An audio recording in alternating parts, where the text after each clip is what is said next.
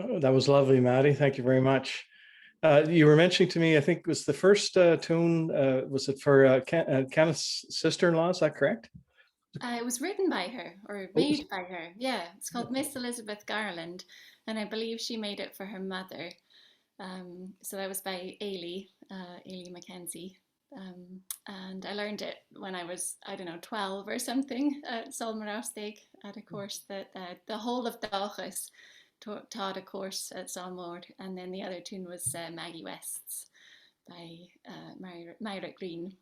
lovely. Thanks so much for that, Maddie. And what a small world it is. That's just an absolute coincidence that our two guests tonight have that link. So, well, I see we got some people coming in from all of the exotic places. I see Judik and Mabu and all those exotic places that from far away.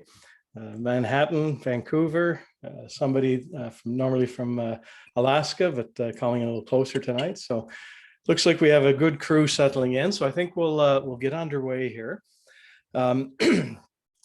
So I'll just like to welcome you all here. So hello, Acharsten, agus falcha orif, is Misha Michael Machulrik, agus bimi them ferentai nacht. Hello, friends, and welcome. My name is Mike Kennedy, and I will be your host tonight for the last in our 6-part Gaelic Narrative Project series.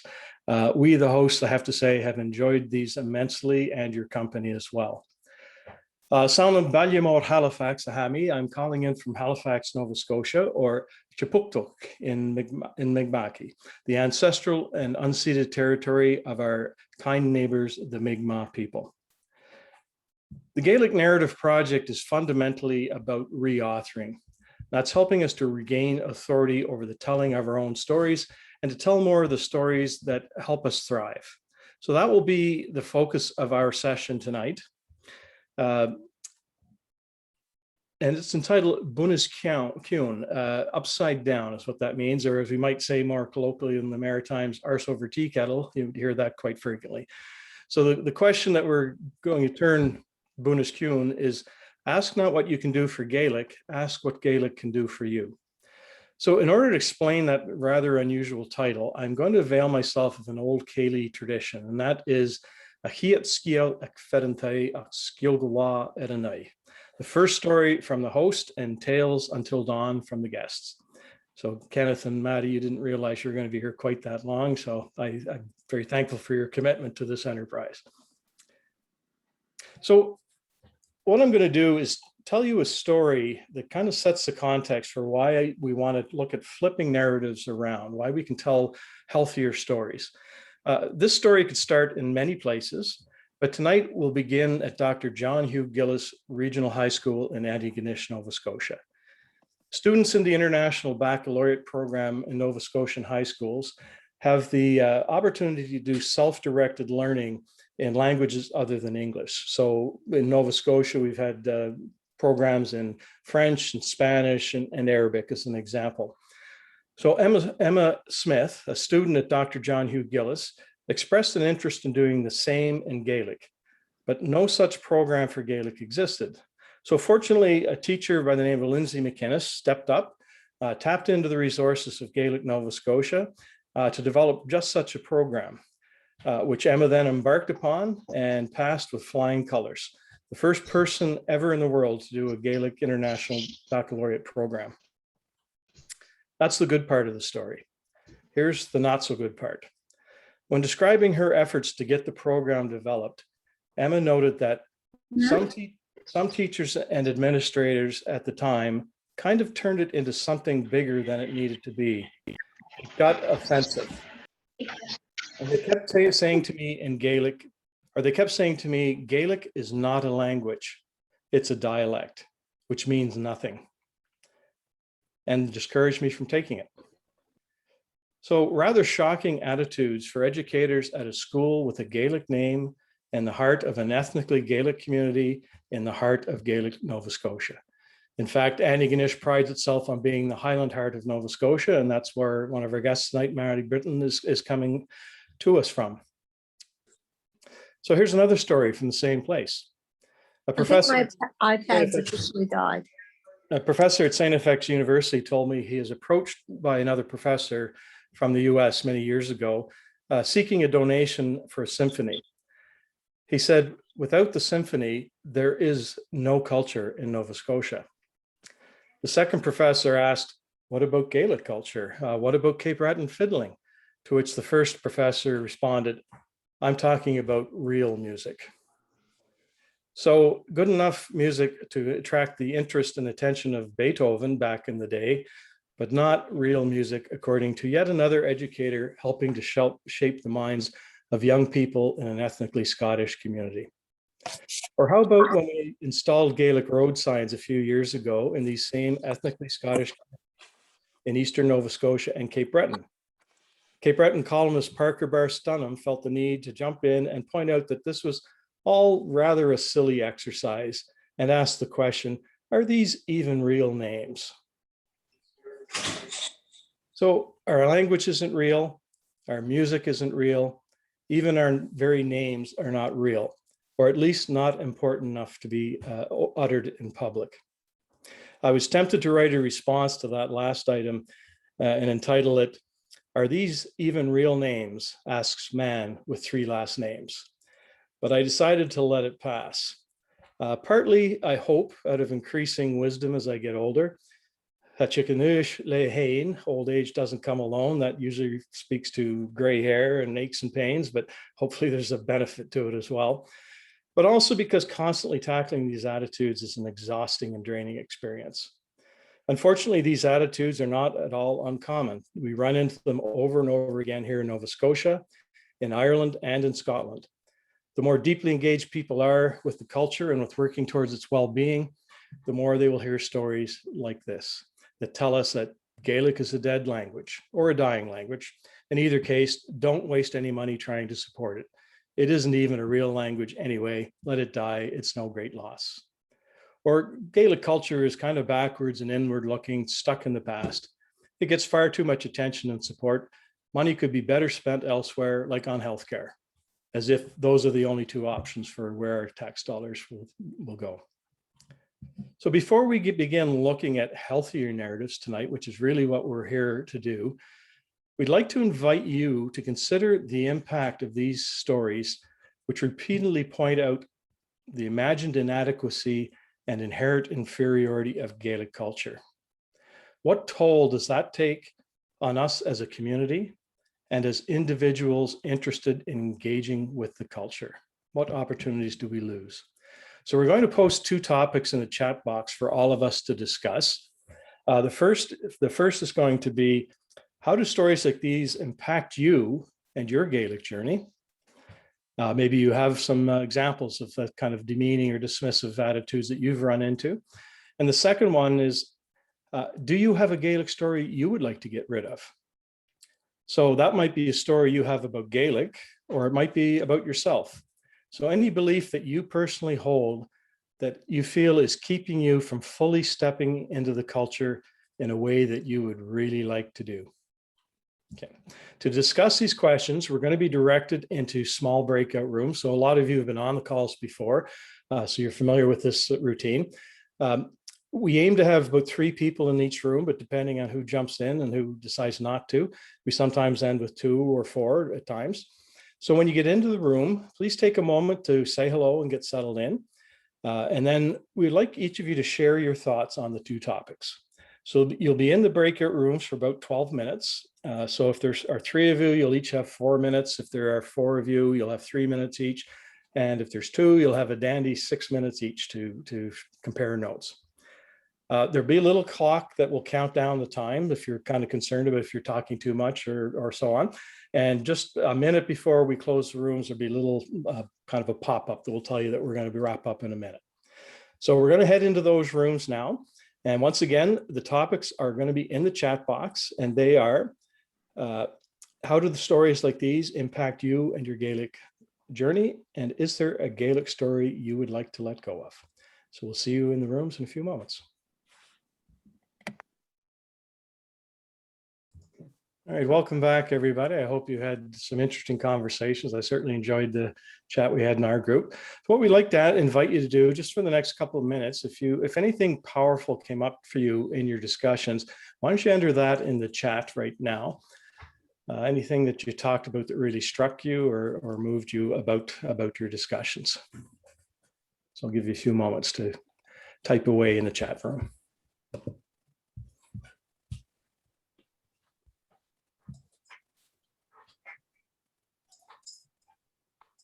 One theme that came up pretty powerfully in my group was kind of feeling like an imposter syndrome, that we don't have the really good Gaelic, or we don't really have it like the old people did. So I'm curious to see what other groups ran into.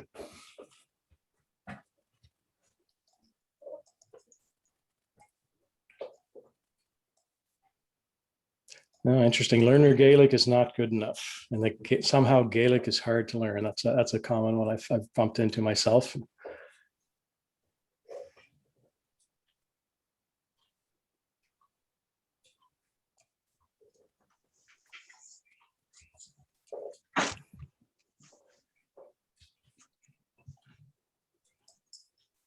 Collectively, we are warriors. So I'm assuming that's kind of together we're better.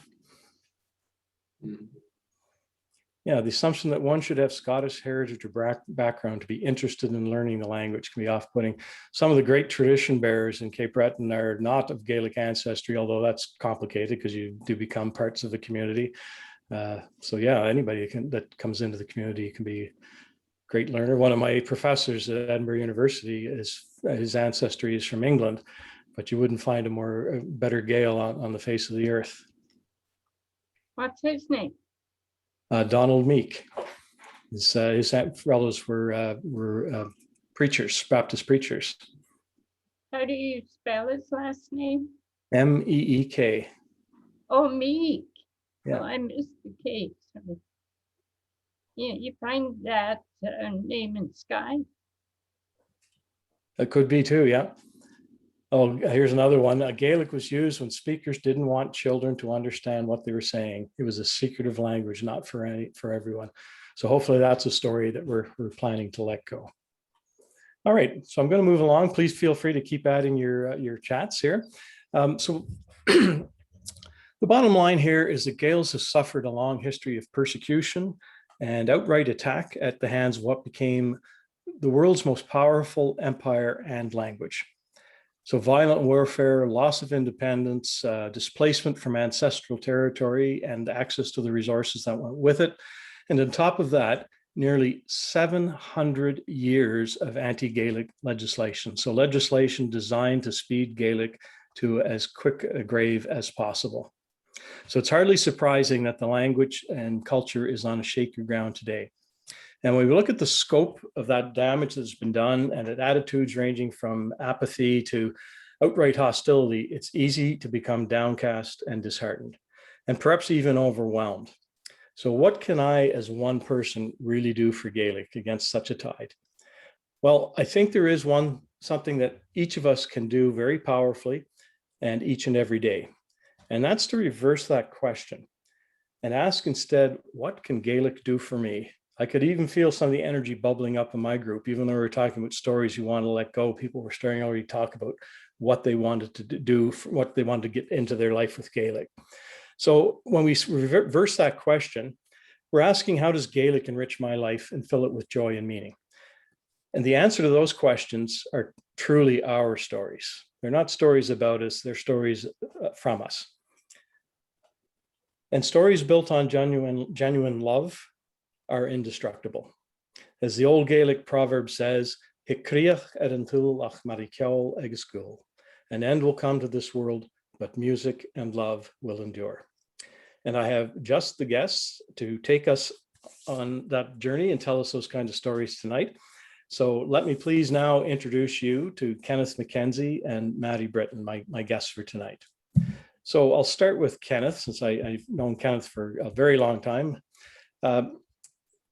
Kenneth was raised actually in a Gaelic-speaking household right here in Nova Scotia in Mabel Coal Mines. His late mother, Maureen Rankin, was a tireless promoter of Gaelic culture, and some people on the call I know would have learned their first Gaelic songs from her when they were in school. Kenneth's father, Ronald, is originally from South Uist, and he's been in demand for many, many years at concerts and community events throughout Cape Breton.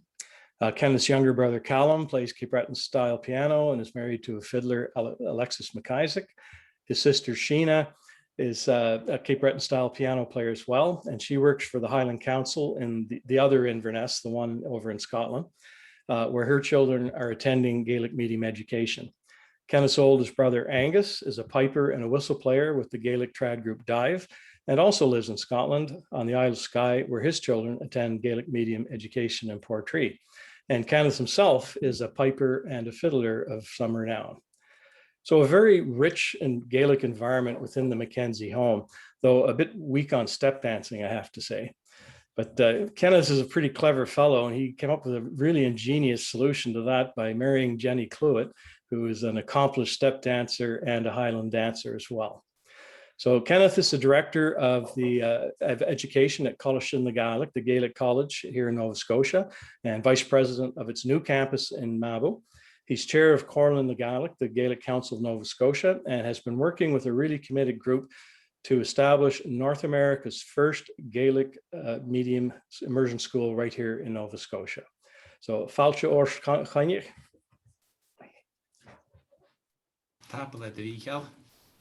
And Maddie Britton, our other guest for tonight, she's from Scotland. Despite being from Scotland, Maddie's family really had no direct ties to the Gaelic world.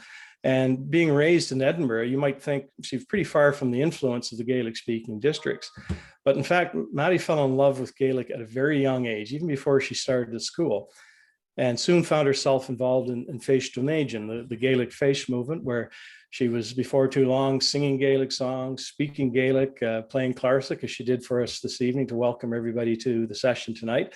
And at some point, she became a step dancer, which I think is an activity that was very aligned with her own family tradition, as two of her grandparents were ballet dancers. Mary's Gaelic journey took her to the Hebrides, I think particularly to Lewis, I think, Maddie, if I've got that correct, and to Ireland, and finally here to Nova Scotia, where she now makes her home.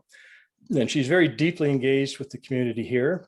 She works as an educator, teaching Gaelic language within the community, as an instructor at St. FX University, and also at Colishin the Gaelic. She's also manager of the Nova Scotia Gaelic Song Project, Language and Lyrics at Cape Breton University, which will be a fabulous resource for people interested in our Gaelic song tradition. She may speak to that a little bit later, so I won't say any more on that. And as a Gaelic singer herself and a step dancer and harpist, Maddie tours and records with the Gaelic trad group Farson and has taught and performed across Europe and North America. But we all hope she'll stay pretty close to home here in Nova Scotia for the next little while. So, Falcha Avadi.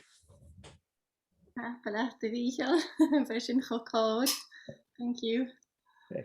So I'd like to ask you folks a little bit about your Gaelic journey and what's Gaelic been doing for you. So I'm going to ask this one question to both of you, and I'll start with you, Kenneth. And that's the real simple one: is how did Gaelic capture your heart? All right. Thanks for the lovely introduction, Vigil. I have to work on my step dancing, though, as noted. But yeah, as you noted, also, like, I was very fortunate. I think it's counted as my most fortunate part of my life that I had such an upbringing, and that my parents chose to walk down that road with bringing our family up in Gaelic. And that was really important to me growing up. It was more important looking back on it, I guess. We had an interesting dichotomy between the two parents. Like, mom's family had lost the language, and she fought very hard at a time when people weren't. It was a lot harder to find Gaelic classes and learn the language and that, but she was successful in reclaiming that language and put a lot of work into that. And it was a constant in her life was fighting for the language, tooth and nail, in whatever way she could, and dragging us along to festivals or events or concerts, or creating her own, or the Féis movement here in Cape Breton, and all that kind of thing. And a lot of my role models growing up were these tradition bearers, Willie Fraser and those kinds of guys. So that's a really special thing to me in my middle years, looking back on that, and that I was able to enjoy that. Whereas Dad came from a different perspective in that he grew up in this culture, the language, his community, everything was Gaelic. He had no English going to school. So he had a different perspective, and he still does. It was kind of taken for granted.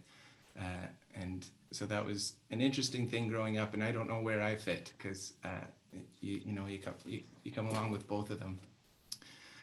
But I guess I always knew that Gaelic was important for me and to me, but I didn't know what I would do with it or where I would go with it. And I did a few things. I went to Saumur, and I went and did an engineering degree and that kind of thing.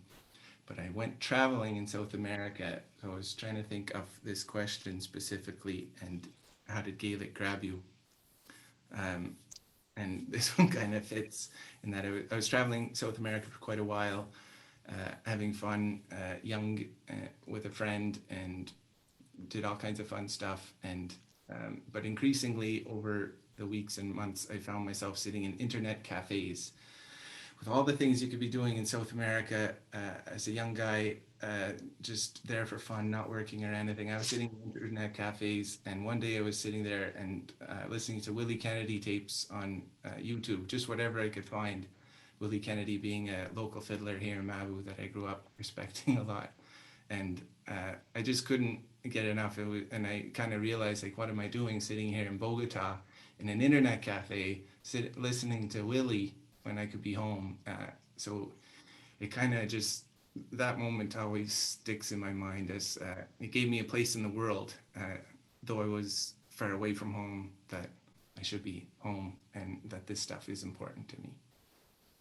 That's lovely, Kenneth. I find I have the same experience. I love Irish music, and the more I get into it, the more I also find myself can't wait to get back to some of the great old Cape Breton stuff too. So thanks very much for that, Kenneth. So Marty, you grew up in Scotland, and of course the assumption would be that, oh, well, it would come easily to you as well. You know, it's all around you and so on. But you had to work pretty hard. But at the same time, it did catch you, and it captured you at an early age. So maybe you could share that with us. Yeah, it absolutely did. And I grew up in a block of tenement flats in Marchmont until I was 8. And one thing that, like, when people hear that I'm from Edinburgh, they're like, oh, well, there's no Gaelic there, but there is actually. There's plenty Gaelic speakers, and there were kids that used to play in our back green who were Gaelic speakers, and we had neighbors. So I heard it growing up from I suppose, aged 1, or whenever I was going out to play in the garden. And but it was really the Fèis, like, that is just such an amazing organization, and that was the thing that gave me the holistic parcel of the Gaelic language and the music and the dance and everything together. And that was what really caught my heart, I suppose, when I was 5, which was the youngest I could go to the Fèis. And I came back after the first day, according to my mother, and was like, they were speaking this language and I didn't understand it, so I have to learn it. And so we got Mary Kidd used to come to our house, and we would sit in the living room and learn songs. And I think there have been so many moments that have reaffirmed my kind of connection and commitment, and most of them have been, I mean, I love the challenge of the personal learning challenge of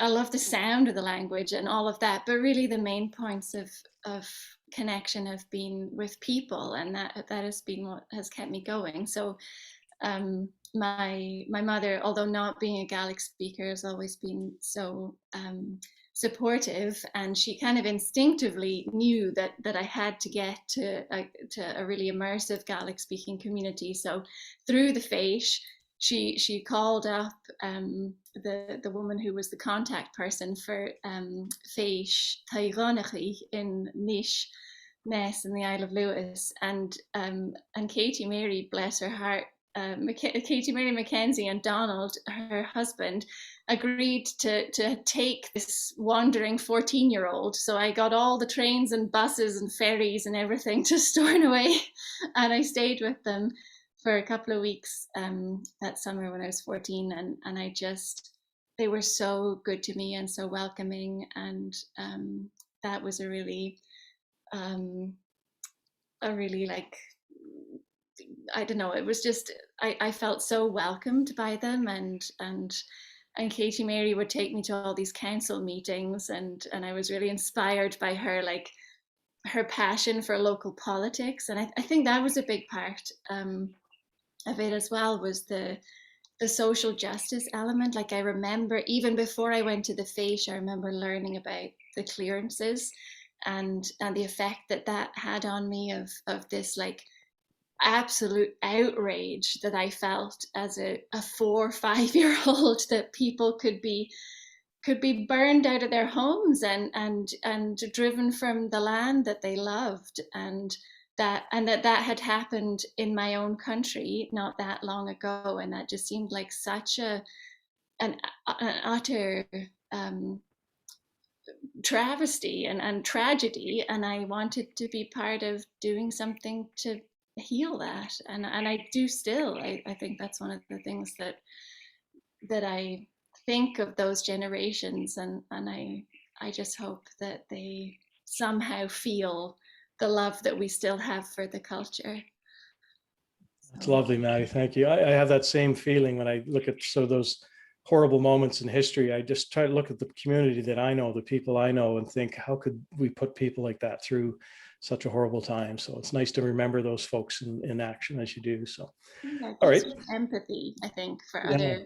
other peoples that have experienced the same thing, and I really feel that being in Canada now, having a little bit of, like, not to equate the two, but added empathy and sympathy for Indigenous people and what they have been through here as well.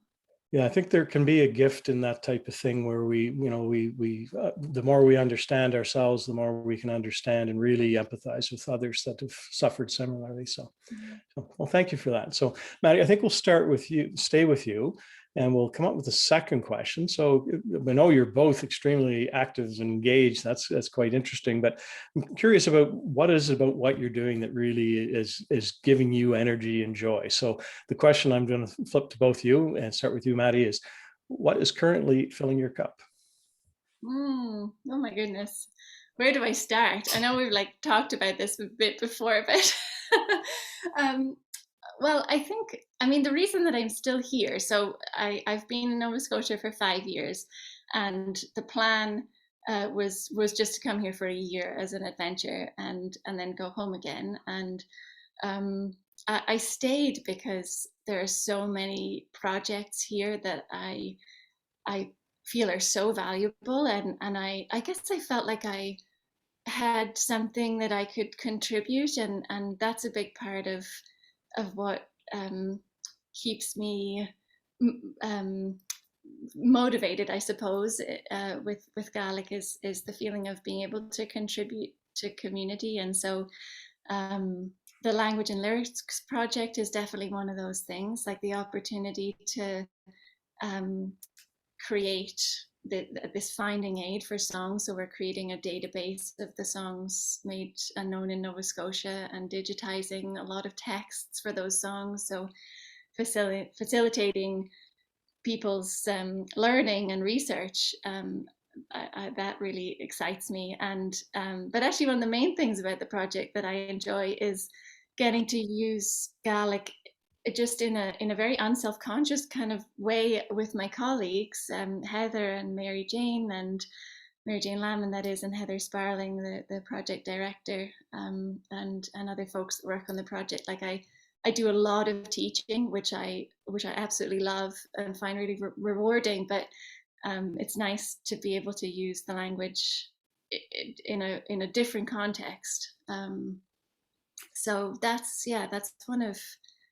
one of the main things, and I like teaching in terms of like that it motivates me to continue to get better. Sometimes I do feel like few people mentioned imposter syndrome, and that definitely, you know, that visits sometimes, and the responsibility, the weight of responsibility of trying to pass on the best language that I can, and but that also motivates me to keep working on it myself, which is good as well. So. And on the Gaelic Language and Lyrics Project, so you're taking the you know, as much as we can find of the corpus of Gaelic songs in Nova Scotia, transcribing it, digitizing, making a finding aid, and so on. It's going to be an amazing resource. I'm so looking forward to that being completed. Anything jump out at you from that experience with these songs from the past and so on? I think, I mean, we spend a lot of time with spreadsheets, which are not the most inspiring medium to me personally.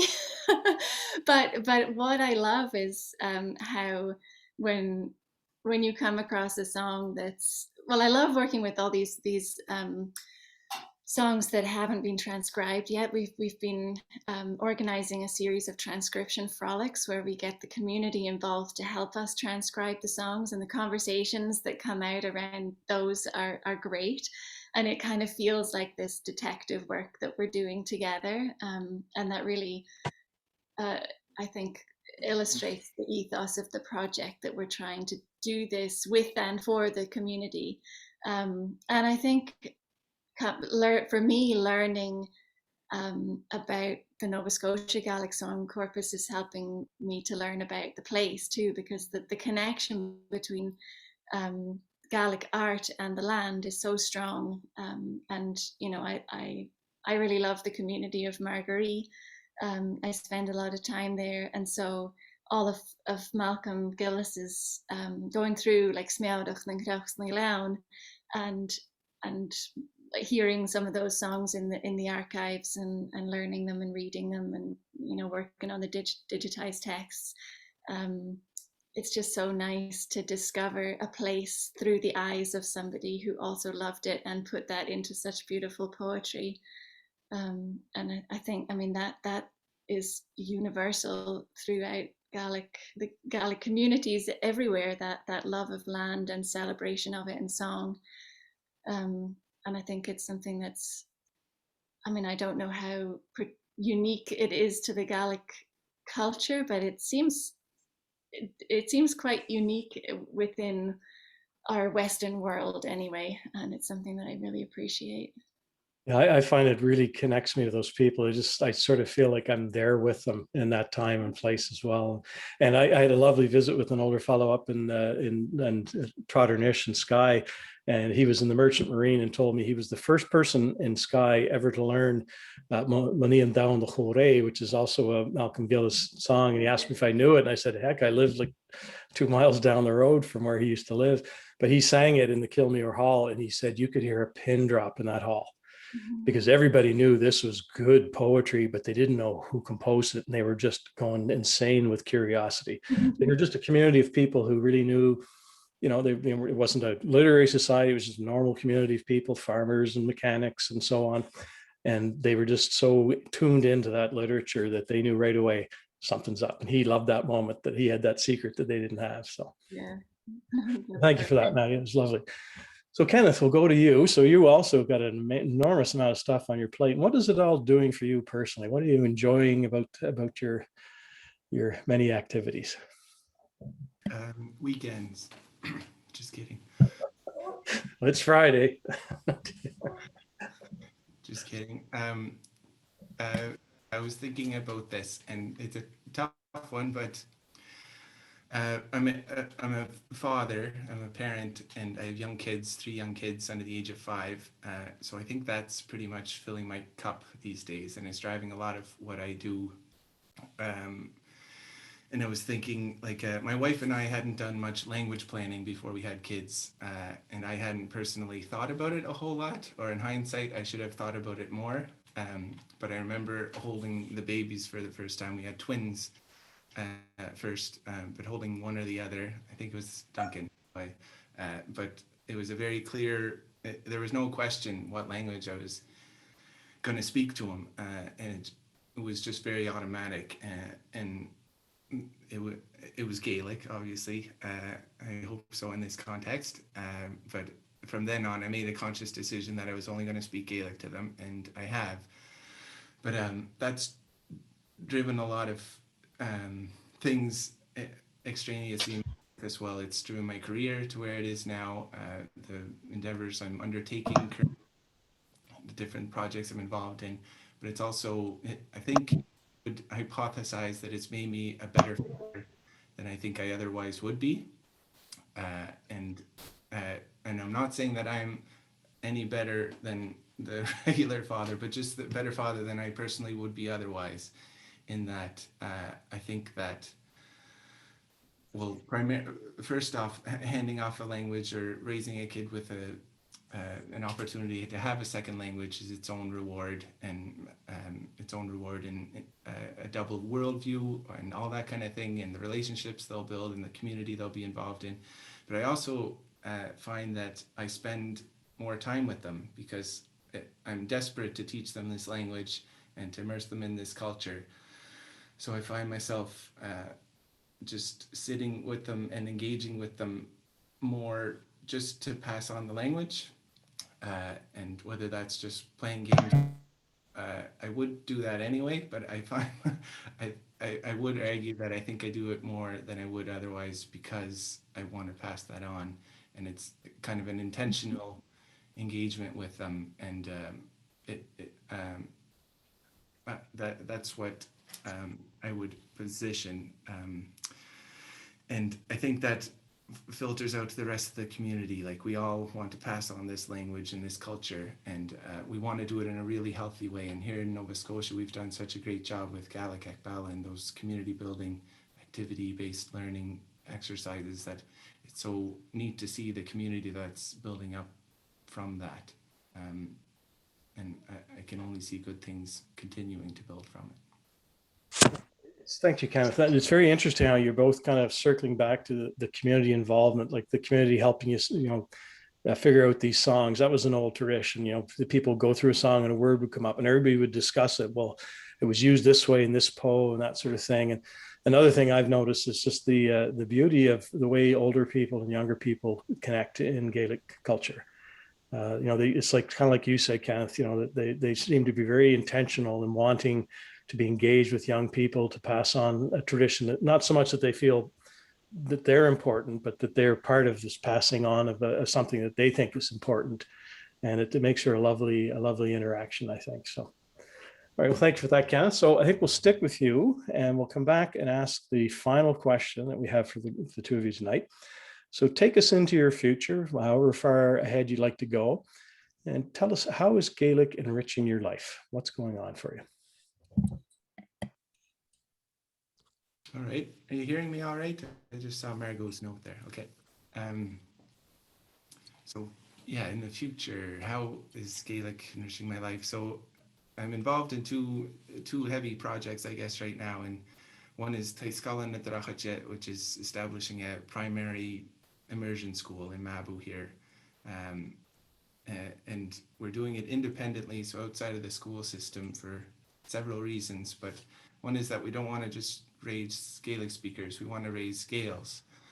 And we've done a great job with passing on the language within adults here in the last 10, 15 or so years. But I want to do more on the younger side as well. And raising kids right now, it's extremely difficult to raise a child in a minority language situation anywhere in the world. And Gaelic's a definite hard one in Cape Breton Island. There's kind of a critical mass of parents right now that want to do that. So we're working hard towards that. The other project is Ben Vabu, tied to College na Gaelic here, the new Mabu site of College na Gaelic, where we'll be doing post-secondary programming. But we're a small college that's going to be focused on educating people on what it is to be a Gael, and not just focusing on the language, but more than that.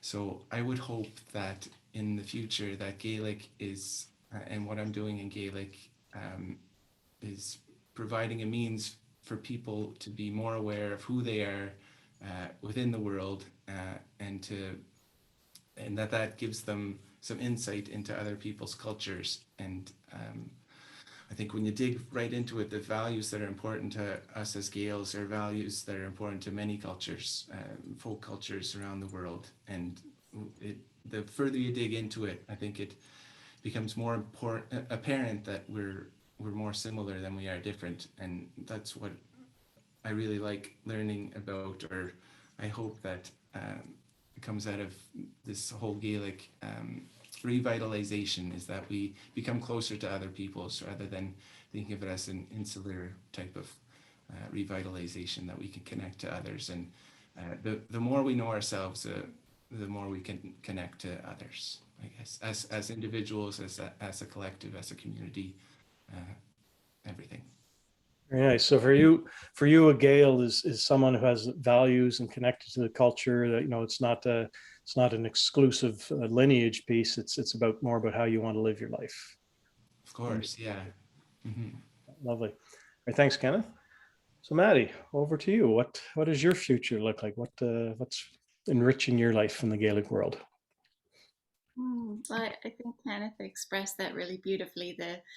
The idea of raising not just Gaelic speakers but Gaels, and taking that piece, you know, through your whole life. How do you live out those values?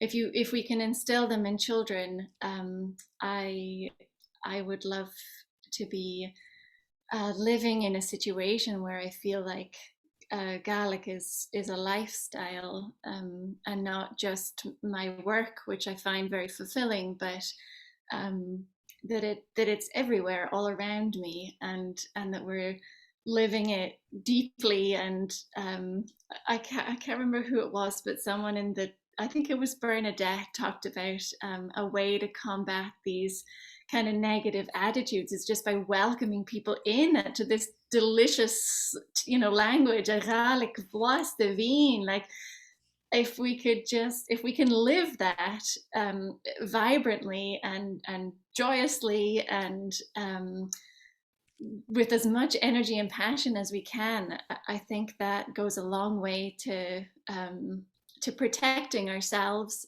and fortifying ourselves against any of that external negativity, but also hopefully drawing people in and showing them what a great time we have. And so I hope that, I think my future looks like living with people in community where I can do more of what I was mentioning earlier, just using Gaelic in a really unself-conscious manner. And I love singing, and I hope that I can take some of these songs that we've been digging up in the Language and Lyrics Project and maybe do something with them. I teach, and I don't know if now is the time to maybe show the picture of Ruby, if it's there, but I've been teaching.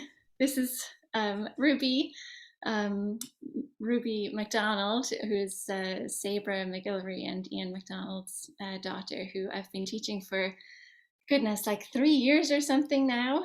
And I don't have children of my own yet, hopefully, but this has been a beautiful relationship that we've been nurturing. And so this was the photo on the right. Well, both photos actually were taken at the CMIC when my band Farson was performing, and Ruby hopped up to sing Colm Crúpach and another Porsche de Biel. She's mining me for Porsche de Biel. I've got barely any left. She's just she's taking it all. But I love passing on the songs and the language to her and anyone else actually that I get the chance to teach. So I think I've benefited. We're talking about that intergenerational piece, and I have benefited so much from those relationships that I've had with older mentors. I just love spending time with that generation, and it honestly sort of terrifies me to think that I will one day, hopefully in a way, be in that generation and be the person that is passing on the language, because I don't yet feel qualified, but maybe by the time I'm like 70, I will. I hope so. But meantime, just seeing anyone connect with the language, and seeing myself be part of that in some small or large way in the future, gives me a lot of hope and a sort of positive, forward-looking outlook for whatever comes. So yeah, I don't know if that totally answers the question, but Oh, that's lovely, Maddie. Thank you. It was funny when I was thinking about it myself. I was thinking I could see Maddie in the future when she's 80 or 90, passing on her songs to a young kid. And it's like, no, the kids aren't waiting. They right. want it now. And you mentioned, I think you also mentioned that she was particularly fertile ground. Now, why was that? Oh, well, just because she's grown up with all the music around her. So I find that the like songs Push the Biel by Colin Krupach or A Moulin Dhu or any of these tunes that she heard, or has heard. I mean, she's only young, but she's grown up in such a musical family that as soon as I give her the words, she's away. And it just, to me, that was such a powerful demonstration of the connection between the language and the music, that the music was in her, and really the Gaelic was in her too. I was just kind of putting in this last piece, and then it all came together. And yeah, she's going to be quite, she's developing all these talents in music and dance and now Gaelic, and it's so yeah, we talk about the Gaelic being in the music, and that was just a really obvious sort of demonstration of that. It just kind of, it's like a magnet, it's the words go to the tune, and then there's Ruby belting out Colin Krupach. Wonderful. Great.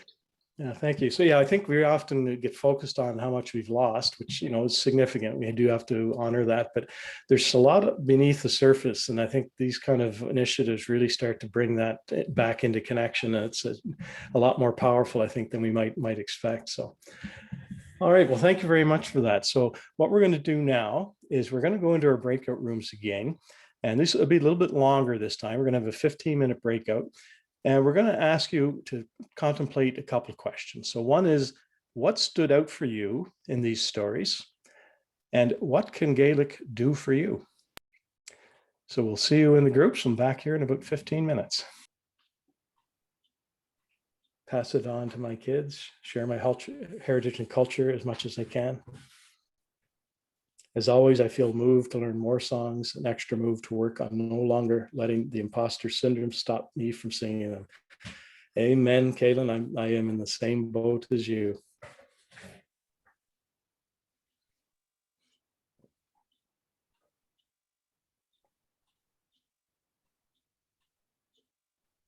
I'm inspired to keep learning and living as the best Gael I can be to inspire others. Well, that's lovely, folks. So keep tapping away if you get things coming to you. What I'm going to do now, though, is since this is the last of our sessions, I'm going to invite all of the hosts that have hosted the previous 5 to join me now.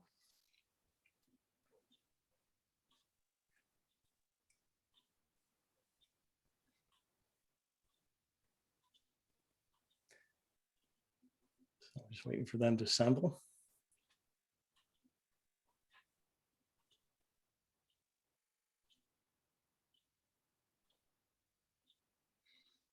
There, I think we have the whole crew. So I'm just going to go through in order that I see. So just a heads up for you folks. I see Francis, Ian, Margie, Bernadette, and Hector. And what I'd like to ask is if you wouldn't mind sharing one gift that you're taking away from this Gaelic Narrative Project process that we've all been involved in. So Francis, I'll start with you. Oh, thanks, Mike. Oh, well, I guess I've received so many gifts from being involved in this project, but one I'll just say very quickly. Every week I had the great job of doing a summary of every session and organizing the chat. And so a great gift to me was reading what all the comments that people all the folks that attended the session shared in the chat. And I just was touched and moved by the insights and the wisdom that the group holds, and just the heart and love for the language and culture. So that was a great gift to me. So thank you all. Thank you, Francis. Thank you, Francis. Over to you, Ian. I didn't realize it was. I have like a list of 5 or 6 things, and I have 2 jokes. But I guess I'll just sort of edit that. The thing I'm most grateful for is all of you. Certainly the congeniality of the team, but I'm referring specifically to the people who came, whether it was 1 time, whether it was 6 times. Your open-mindedness, your commitment to this process of revitalization of our language and our culture. I was told I couldn't make a speech, so I'll just embed it in what I'm going to say next. You weren't told by me, Ian. No. I was told very graciously, though, I should say. But what the gift of what you've all done and what I know you all do next. So good luck in that journey, and know you're not alone. Thank you, Ian. Thank you, Ian. Tapla. Over to you, Margie. Well, I have gotten so much out of this. It's hard to imagine Friday nights without it now. We've become accustomed to this. I think the gift that I'm reminded of each week is when I see, not that it's about numbers, but the fact that sometimes we feel like maybe we're in our own silos doing the work. I don't know if that's a relatable thought, but that we are so not alone, and that the numbers have been just so encouraging. The people that have said yes to this idea and initiative and have stuck with it, and jumped in feet first in these lively discussions and enthusiasm. So I hope that lingers and inspires more. But aren't we lucky to have such a community, even if online? It's been a beautiful sight to see, and it reinstates the power of the Gael and how feisty a bunch we are. So Shinu, keep it up. Thanks very much, Margie. Bernadette, over to you. Oh, thanks, Mike.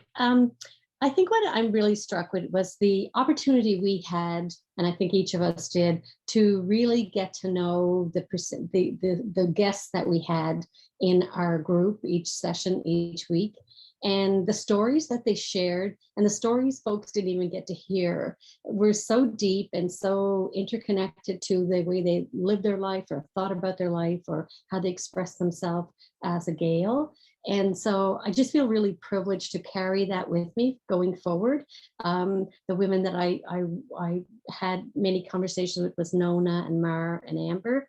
And so I think we all have these stories to tell. So I guess that's the other part about this session and this format, is that we've become connected here. And we're reauthoring a story about who we are as Gaels and how we can claim any part of the Gaelic or Gaelic culture. So I just feel very encouraged, and I feel like this has been a gift overall. Thank you, Bernadette. Echan, over to you.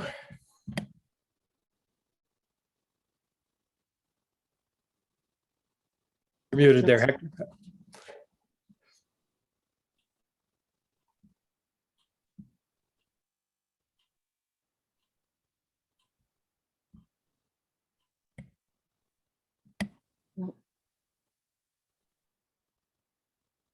Hector is muted. Mike, can you not unmute him? It works, does it? So you should be able to hear me now, I think. I'm going to keep talking anyway. The greatest gift for me in all of this has been seeing how many people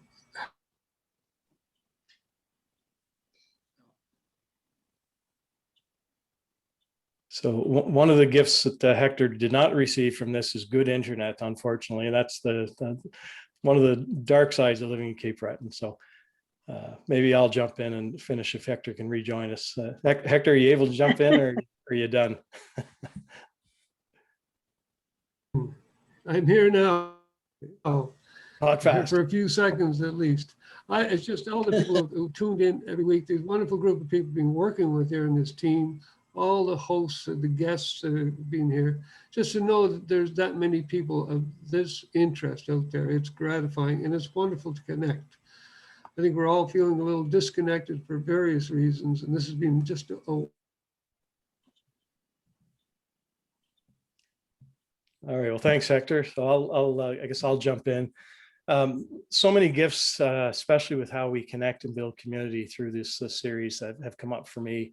But the one I'll share is the one I'm going to take away from tonight's session with Kenneth and Maddie. When someone engages with Gaelic out of a genuine love for the culture, it not only enriches their own lives, it helps create the opportunity and the environment for someone else to also fall in love with Gaelic. So maybe it's a young man in Cape Breton who awakens to the power of the culture around him that he maybe didn't fully appreciate. Or maybe it's a little girl in Edinburgh just extending her curiosity out into the world for the first time. And look what they can do when their path is guided by love. So I think we owe it to each other as Gaels, people interested in Gaelic culture, to try to show up in the world in that way as often as we can. So that's the gift I'm going to take away. So I'm going to invite Francis to step in now, our bold leader here, and wrap things up. Kenneth Mackenzie's going to play us out, but Francis has a few words to say before we dive in. Oh, thanks, Mike. Well, I just wanted to say a very big thank you to this wonderful team that stepped up and said they would be part of this project. And Hector, who's not on the screen, what a wonderful journey we've had planning this, and what fun we've had too. So it's a great people to work with. There's Ahad. And so thank you so much. I really want to thank Susan Spikowski of How We Thrive, our mentor, but Susan's also been working tech. But really, Susan is an important person in Nova Scotia in terms of really doing innovative projects. She's a real leader in social change here. So Susan is a real inspiration for our project and How We Thrive. And in Gaelic Affairs, Lewis and Kelly and our the support from our department was really appreciated very much. And all our guests, I can't say, we had wonderful guests. So thank you to everyone who contributed greatly to this project in that way. And of course, finally, everyone that came on board almost every week. We had so many people who came every time. And even if you came just for one event, we were really happy to have you with us. It was wonderful to share this time with you. So thanks so much. And the last thing I want to say is that we're going to put a link in the chat for a survey. And if you would be so kind to fill that out and give us some feedback, would love to look at how we could keep something like this going. And maybe you can help us with some ideas. Tell us what you liked. Tell us how this could be improved. Please share your thoughts with us, and the link will be there. And we'll also be sending out another follow-up to this session. All of our sessions are online. The chat is so wonderful to read. The summaries and the chat are there. So if you're feeling lonesome for these sessions, go back and watch them again as many times as you like. So they're on the How We Thrive site. And we'll also send out the link. It'll be in the chat, and we'll send out a notice next week with the link as well. So tapalibula should hold code. Agus dami hotala tapaliv. All right, so folks, there's some links in the chat box there for you to have a look at if you want to follow up on some things. And what we're going to do now is we're going to get Kenneth Mackenzie to play us out with a dandy bunch of old twisty Cape Breton tunes. So thank you so much for coming. It's been a pleasure to see you every Friday, and Denach Leif.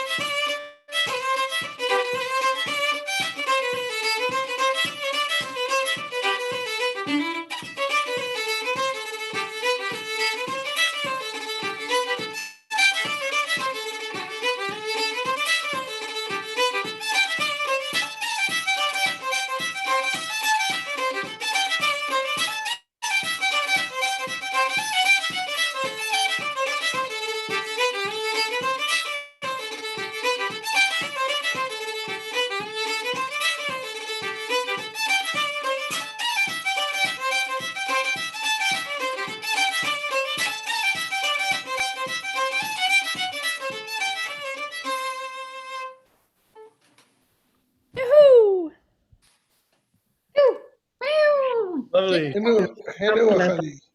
Smaar Apple at the Rainig. Apple at the Chani. Thank you, Va. Thank you. An leif.